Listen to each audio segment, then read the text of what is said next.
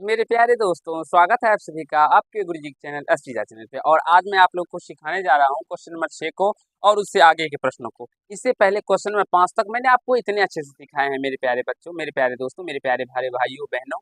आप जो अगर देखेंगे तो आपको विश्वास मानिए कहीं से कोई प्रॉब्लम समस्या या दिक्कत नहीं आएगा। और बहुत ही बेहतरीन तरीके से मैंने सिखाया है। और इस पार्ट में भी मैं आपको क्वेश्चन नंबर 6 से आगे जितने भी प्रश्न बताएंगे इस पार्ट में, वो भी अच्छे से बेहतरीन तरीके से आप लोग को सिखाएंगे। तो चलिए हम लोग क्वेश्चन नंबर 6 को समझते हैं क्या कहा गया है, उसके बाद मैं आपको क्वेश्चन बताती हूँ। मेरे प्यारे बच्चों, मेरे प्यारे दोस्तों, क्वेश्चन नंबर 6 में कहा गया है एक व्यक्ति ए बिंदु 0.3 और 0.3 नहीं है 0,3 और 1,3 को मिलाने वाली राह पर दूसरा व्यक्ति बी बिंदु 0,4 और 1,5 को मिलाने वाली राह पर टहलता है। तो इस स्थिति या कथन का ज्यामितीय निरूपण को ज्यामितीय निरूपण करें। मेरे प्यारे दोस्तों, किताब में जो है ना वो अच्छा से दिखाई नहीं पड़ रहा था, इसलिए थोड़ा सा वो पढ़ने में दिक्कत हो रहा था। तो ऐसा मत समझिएगा कि सर को हिंदी नहीं पढ़ना आता है। नहीं मेरे प्यारे भाइयों, आपके सर को हिंदी भी पढ़ना आता है, बहुत ही अच्छे तरीके से आता है। और क्वेश्चन में 6 में कहा गया है सबसे पहले आलेखीय निरूपण करने के लिए हमें बिंदुएं दिया गया। तो सबसे पहले इस प्रश्न में हम लोग ग्राफ बना लेंगे, ठीक है।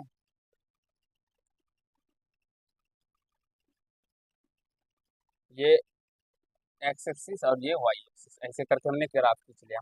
अब बिंदुओं को देखते हैं तो बिंदु कितना तक है, 3 और 5, तो एक 6 तक हम बढ़ा के ले सकते हैं। तो यहाँ से 1, ये 2, ये 3, ये 4, ये 5। आप लोग ग्राफ कॉपी पे बनाइएगा, ठीक है। और मैं फ्री हैंड से बना रहा हूँ, आप लोग ग्राफ कॉपी पे स्केल की सहायता से। और सबके बीच की दूरी समान होना चाहिए मेरे प्यारे दोस्तों। यहाँ पे 0 होता है, ये एक्स होता है, ये एक्स डैश होता है, ये वाई होता है और ये वाई डैश होता है। ये यहाँ तक आप सभी जानते होंगे मेरे प्यारे भाइयों, मेरे प्यारे दोस्तों, यहाँ तक आप सभी को समझना। अब जो बिंदु दिया गया है इसको हम यहाँ पे रिप्रेजेंट कर देंगे। हो गया मेरा आलेखीय 0,3, एक्स का मान 0, वाई में 3, तो यहाँ पे आ जाएगा। तो ये 0 और ये 3 हो गया। चलिए मार्कर चेंज कर लेते हैं जिससे समझ में आया आपको अच्छे से। 1, 3, एक्स का मान 1 और वाई का मान 3, तो ये यहाँ पे आ जाएगा। तो ये हो गया 1 और ये 3 हो गया। तो ये इस तरह से इसका एक्स पैरेलल लाइन ऐसे करके खींचा चला जाएगा। ये थोड़ा सा टेढ़ा मेरा मेरा हो सकता है, आप लोग सही से खींचेगा तो आपका एग्जैक्टली सीधा होगा, ठीक है। दूसरा बिंदु क्या है मेरे प्यारे भाइयों, 0 और 4।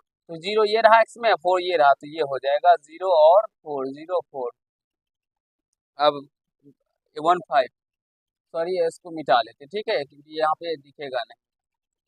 तो यहाँ पे इस पॉइंट का हम लिख देते हैं 0,4, इधर लिख देते हैं 0,4, ठीक है। 1,5, तो ये देखिए 1 के सामने चलेंगे, एक्स में यहाँ पे आ जाएंगे, तो ये 1,5 हो जाएगा।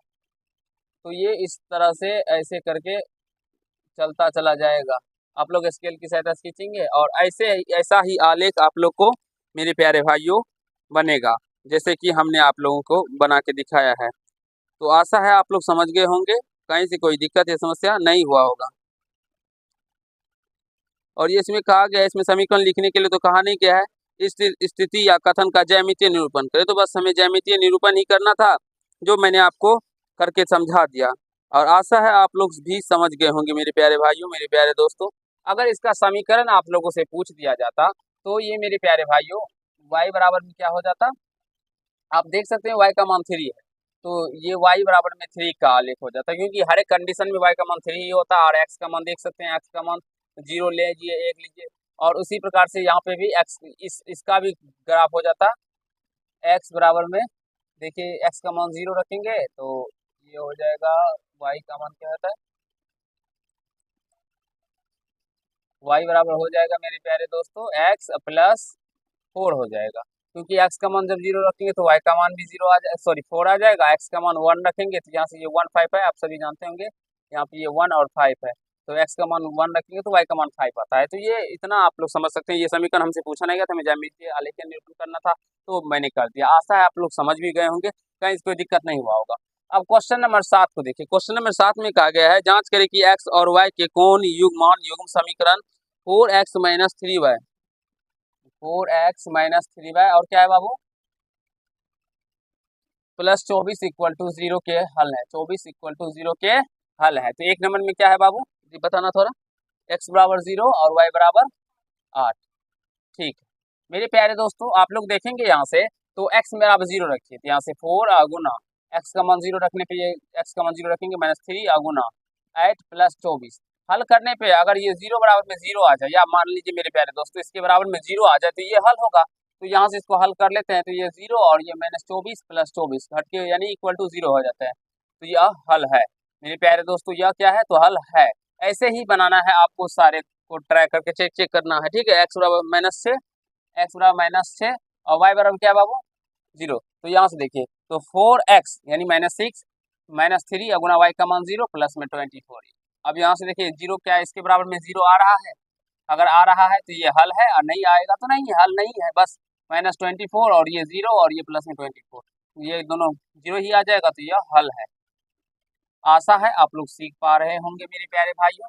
अब तीसरे नंबर को भी देख लीजिए, यहाँ से तीसरा नंबर क्या है बाबू, x बराबर 2 y बराबर -2, x बराबर 2 है ये 1, x बराबर 1 y बराबर -2। देखिए मेरे प्यारे भाइयों, 4 गुना x का मान 1 रखेंगे, -3 गुना y का मान क्या रखेंगे -2 रखेंगे।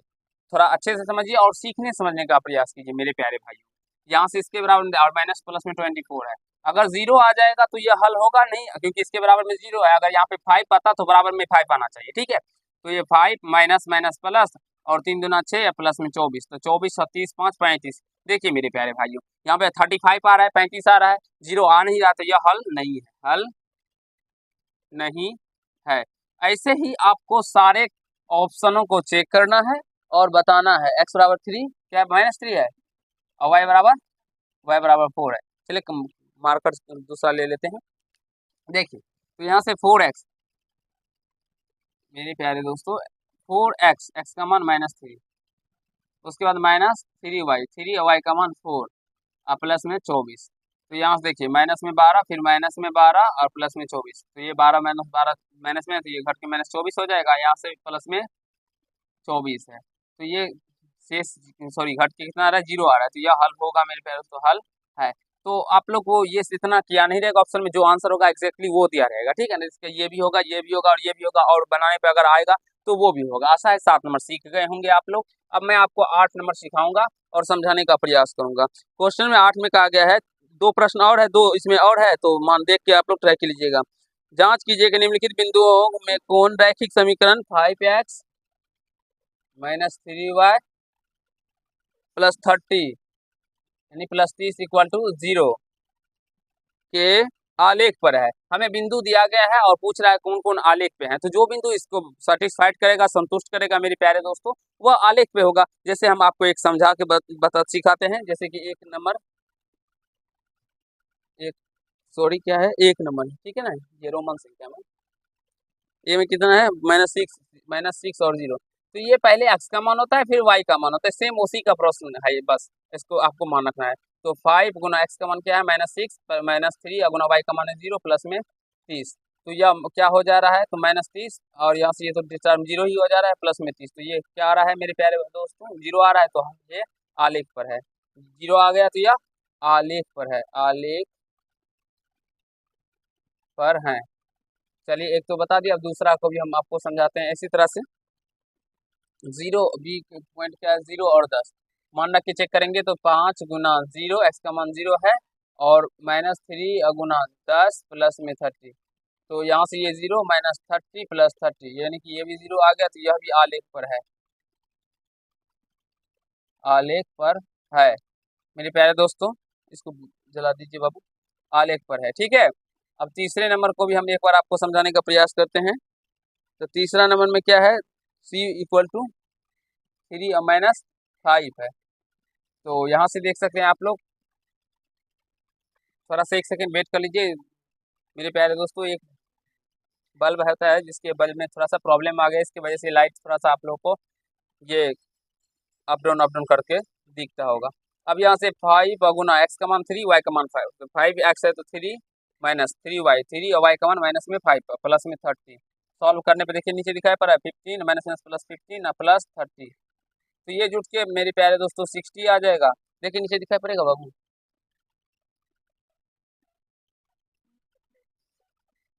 ये जोड़ने पर क्या आ रहा है मेरे प्यारे दोस्तों, 60 आ रहा है।